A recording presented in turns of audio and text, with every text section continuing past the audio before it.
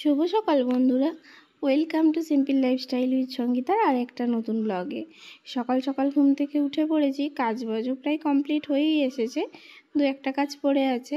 তা সকালবেলায় ছেলে এই যে এইদিকে ঘুম থেকে উঠে পড়েছে, আর আমার গলার অবস্থা একটুখানি ভালো হয়েছে, তো চেষ্টা করছি ওই জন্য ব্লগটা দেরি দিতে। তো এদিকে ছেলেকে ঘুম থেকে ওঠার পর চেষ্টা করি আমি একটু জল খাইয়ে দেওয়ার। তো বাচ্চা ছেলে তো ও জলটা ঠিক মতো খেতে চায় না, তা সেই জন্য একটুখানি গ্লুকন-ডি গুলে সকালবেলায় 1 গ্লাস আমি এই গরমের দিনে জলটা ওকে খাওয়াই। আর এই দিকেতে দেখছো রান্না চাপিয়ে দিয়েছি। আর সকাল থেকে বিপত্তি যেটা, সেটা হচ্ছে যে গ্যাসটা গেছে শেষ হয়ে।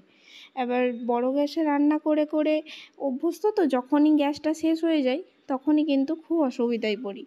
তো এই দিকেতে দেখো ছেলেকে জল খাওয়ানোর পর আমি একটুখানি জল খেয়ে নিলাম।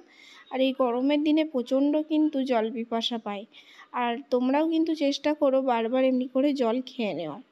তো সত্যি কথা বলতে কি, এই গ্যাসটাতে রাঁধতে তেমন অসুবিধা কিছু হয় না, কিন্তু ওই যে সেই হয় না, মানুষ ধরো সুখের দাস, তো তো সেই রকম আর কি ব্যাপার। বড় গ্যাসটাই রান্না করে করে অভ্যস্ত, আবার এইটাই সেই পিকনিকের মতো একটা একটা করে রাঁধতে বড্ড অসুবিধা হয়। তো যাই হোক, সেটা অত অসুবিধা ধরলে যাই হোক হয় না। তো এইদিকে তো আজকে দুপুরে হচ্ছে চিকেন। তো এই দেখো এখানে আমি চিকেনটা ভালো করে এখানে কষিয়ে নিচ্ছি। আর এই যে চিকেনের এই যে পিসটা না, এটা কিন্তু আমার ছেলে খেতে অপছন্দ করে, আমিও খাই না আর বড় খাই না। তো সেই জন্য আমি ওটাকে ফেলেই দিলাম। আর সত্যি কথা বলতে কি, ওইটা শেষ পর্যন্ত দেখবে মাংসের সাথে ঘাটাই হয়ে যায়, তো সেই জন্য অতটাও ভালো লাগে না। আর আজকেরটা কিন্তু একদম কষা কষা করেই বানাবো। যেহেতু এটা এই বেলাটা আমরা কেউ খাবো না, শুধুমাত্র ছেলেই খাবে, তো সেই জন্য কষা কষা করব, ও খাবে। আর বাকিটা কিন্তু ফ্রিজে রেখে দেব, কারণ সত্যি কথা বলতে কি আজকে কিন্তু কেউ খাবে না, তো ও একাই খাবে। আর এইদিকে তো দেখো আমি একটুখানি জল ঢেলে দিলাম।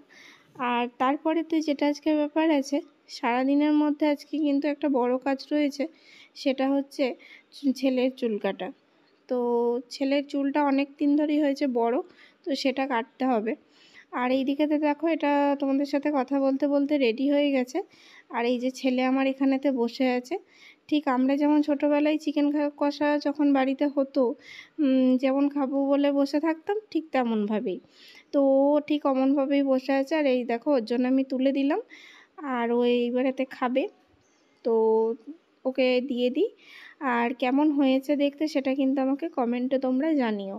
আর এই গরমের দিনে সত্যি কথা বলতে কি, এই মাংস জাতীয় জিনিসগুলো খেতে অতটা ভালো লাগছেই না, কিন্তু আমার ছেলের আবার পছন্দের জিনিস এইগুলোই।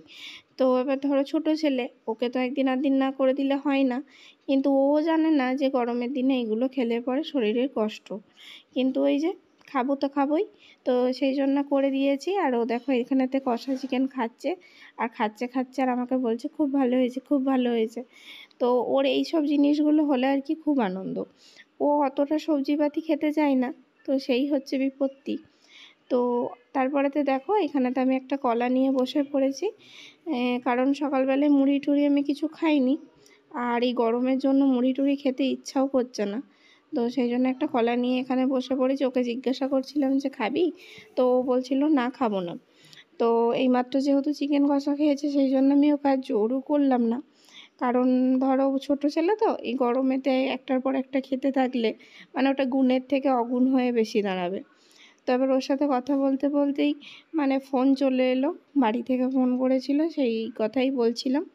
তো এখানেতে আমি দেখছি যে কথাটা বলেই নি, আর তা করতে করতেই আবার তোমার ওর চুল কাটতে হবে, তো সেটাই হচ্ছে ব্যাপার। তো এবার কথা বলছিলাম আর আমার ভুলেই গেছিলাম যেন সত্যি কথা বলতে, যে ভিডিওটা অফ করিনি। তো দেখার পর আমার মনে পড়লো যে ভিডিওটা বন্ধ করতে হবে।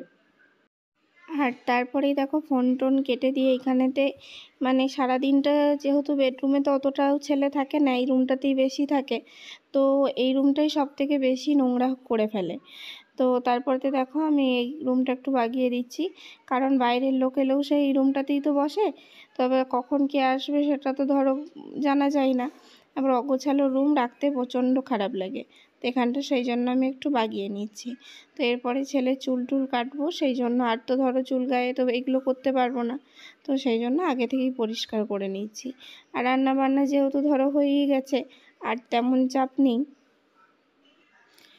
আর কি বলো তো, এই যে মানে বাড়িতে ধরো কাজের দিদি রয়েছে, কিন্তু ব্যাপারটা কি জানি না, ওদের মানে এইগুলো ওদের গুণ নাকি তাও জানি না, আমি কাউকে ধরো বিশেষ কিছু বলতে চাই না। তো ওরা এই সোফার তলাগুলো এগুলো কিছুতেই ঝাড় দেবে না, ওই মানে সেই নামেই রাখা হয়েছে কাজের লোক। কিন্তু সত্যি কথা বলতে কি, বেশি কিছু বললে ধরো তারা তখন বলবে যে আমরা কাজের লোক, তাই হয়তো আমাদেরকে এত কথা শোনাচ্ছ, এই সেই, ওদের রাগ হয়ে যায়। তো সেই জন্যই দেখো সোফার তলাটা পরিষ্কার করলাম, তার তলা থেকে এত নোংরা বেরিয়ে গেল। তো চলো পরিষ্কারটা করে নিই।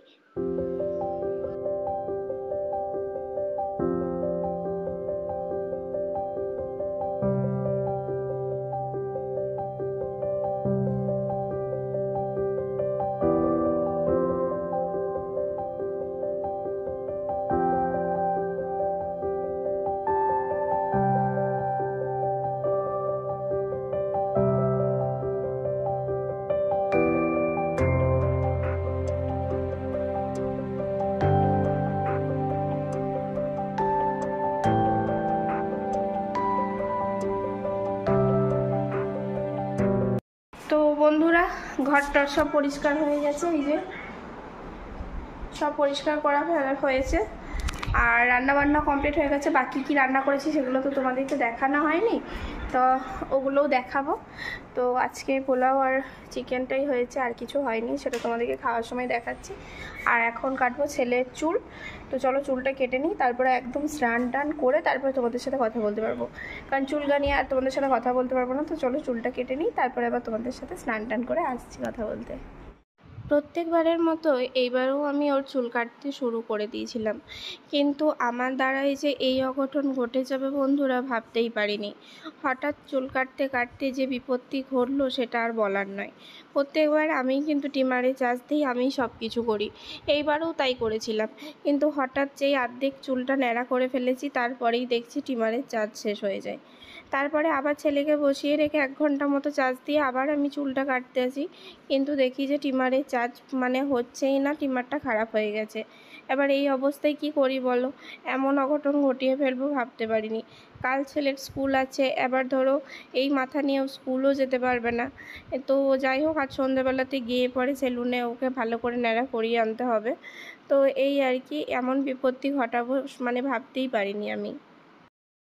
স্নান টান করে চলে এসেছি, এখনও মানে চুল টুল আঁচড়াইনি, কারণ অনেকটা লেট হয়ে গেছে, ছেলের খিদে পেয়ে গেছে। তো তোমাদেরকে ঝটপট একবার মেনুটা আমি দেখিয়ে দিই, আর তারপরে ওকে আজ খাওয়াতে বসতে হবে। তো চলো দেখে নাও।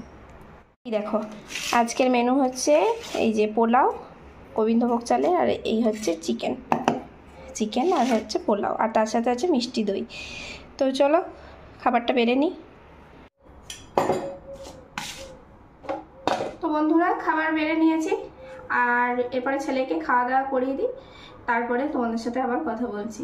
কারণ আজকে বিকেলবেলায় ওর নতুন টিচার আসবে, তো সেই জন্য ওকে একটু তাড়াতাড়ি খাইয়ে তারপর ঘুম পাড়াতে হবে। তো চলো ওকে খাইয়ে নিই, তারপরে তোমাদের সাথে আবার কথা। তো তারপরে দেখো, এখানেতে ছেলেকে খেতে বসিয়ে দিয়েছি। আর তোমরা হয়তো সামনের দিকটা দেখে মানে বুঝতে পারছো না, কিন্তু সাইডে দেখো, লক্ষ্য করলে বুঝতে পারবে যে অনেক চুল ওর মাথায় রয়ে গেছে। তো যাই হোক, ওকে খাইয়ে নিই। আর আজকের ব্লগটা আর বেশি বড় করব না, কারণ এরপরে আমার আরও টুকিটাকি কাজ আছে।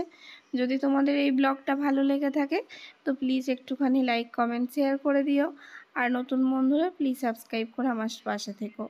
আজকের মতো এই পর্যন্তই, দেখা হচ্ছে আর একটি নতুন ব্লগ নিয়ে। ততক্ষণ ভালো থেকো, সবাই সুস্থ থেকো। তো টাটা, বাই বাই। আর একটা কথা, সেটা হচ্ছে যে তোমরা কিন্তু কমেন্টটা করতে ভুলো না, ঠিক আছে?